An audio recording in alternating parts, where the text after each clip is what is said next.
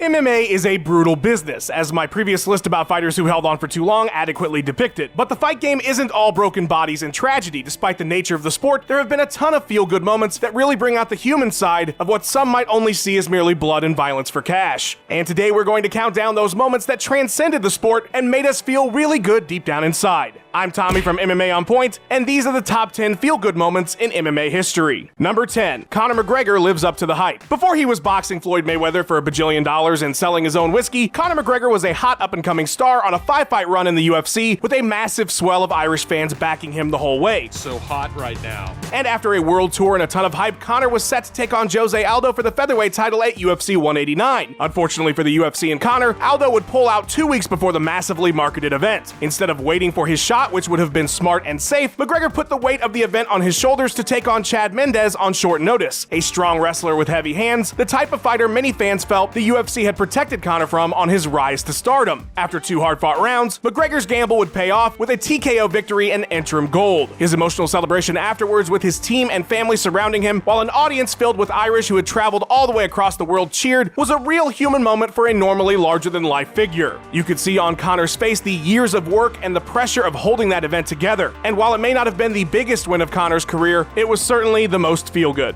Just to come in here and just to hear all the support yesterday and today, I'm shaking with it. Number 9. FORREST beats Shogun.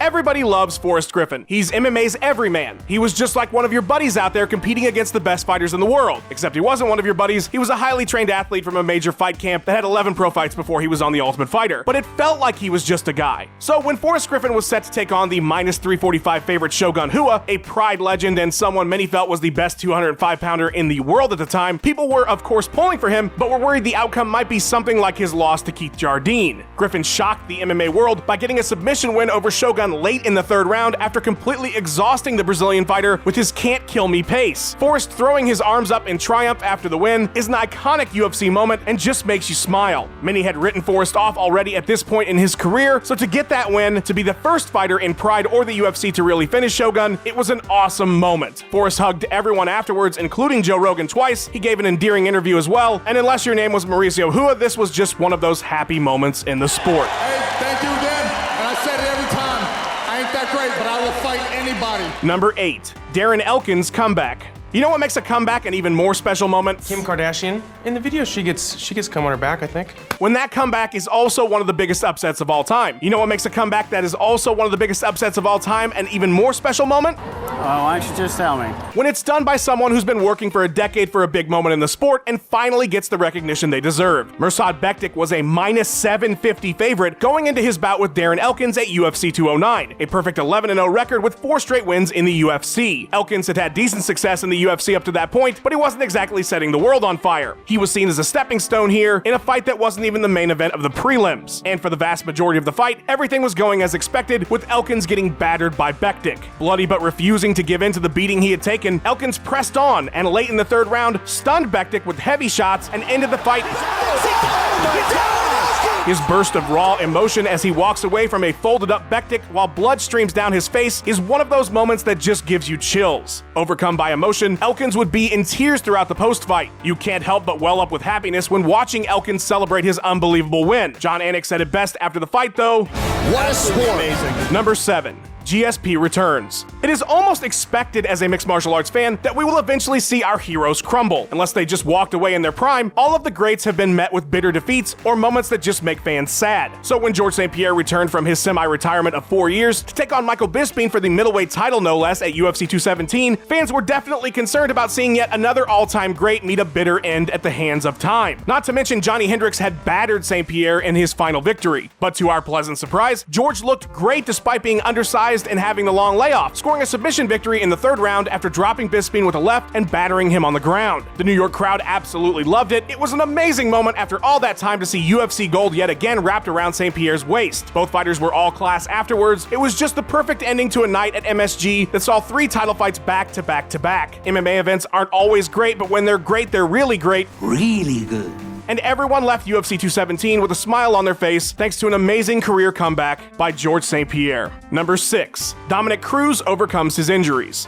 While GSP's long exile from the sport was of his own volition, the 3 years bantamweight king Dominick Cruz spent away from mixed martial arts were not. After defeating Demetrius Johnson in October of 2011 to defend his UFC bantamweight title, a series of issues with his ACL and then his groin left the champion unable to compete until September of 2014. In that time, his title was vacated and fought for on several different occasions. It looked as if the division had completely forgotten about Cruz, and there was a lot of doubt as to whether Cruz, after such a long layoff and so many health issues, would be the same fighter when he did finally get to return. Dom would find his way back on the prelims at UFC 178 against the always game Takeya Mizugaki. Any concerns about the former champion's ability went out the window almost immediately as Cruz blasted Mizugaki into unconsciousness in just over 60 seconds. The MMA community was collectively overjoyed to see an athlete who was cut down in his prime by injuries not only make it back to the highest level, but win in such a dominating and dramatic fashion. Bonus good feelings when Cruz then overcame yet another ACL injury that sidelined him for a year when he defeated TJ Dillashaw at Fight Night 81 and reclaimed the bantamweight title he never lost.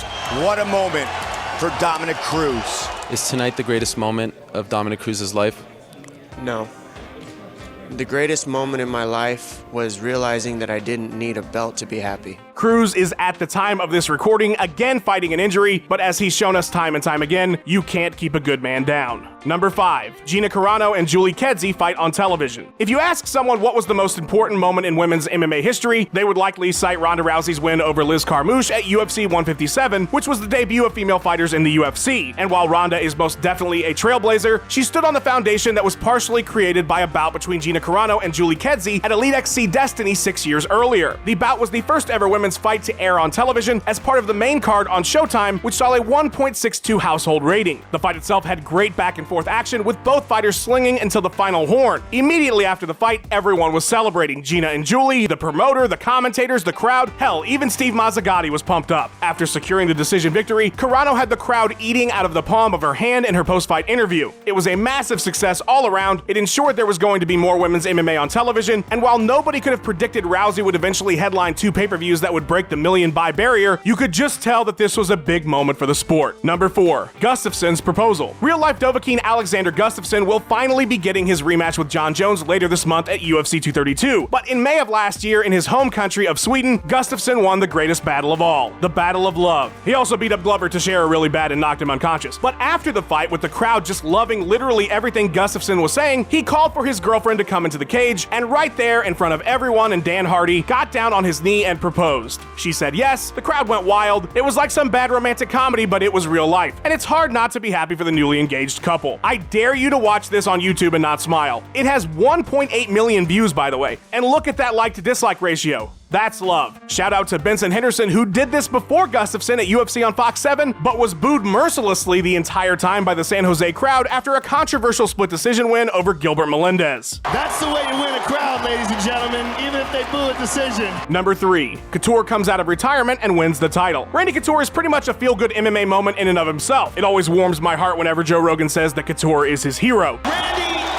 you are one of my heroes! But possibly his most heroic and beloved moment is when he returned from retirement at UFC 86 to capture the heavyweight title from Tim Sylvia. Since losing the heavyweight title to Rico Rodriguez back in 2002, the undersized Couture stuck to the light heavyweight circuit, where he would go on to win the light heavyweight title twice and have a classic trilogy with Chuck Liddell. At the end of that trilogy, Couture would walk away from the sport, only to return a year later to fight Tim Sylvia. At nearly 44 years of age with a massive size disadvantage, there was definitely concern as to whether coming back to fight the 30-year-old two-time defending heavyweight champion was a good idea.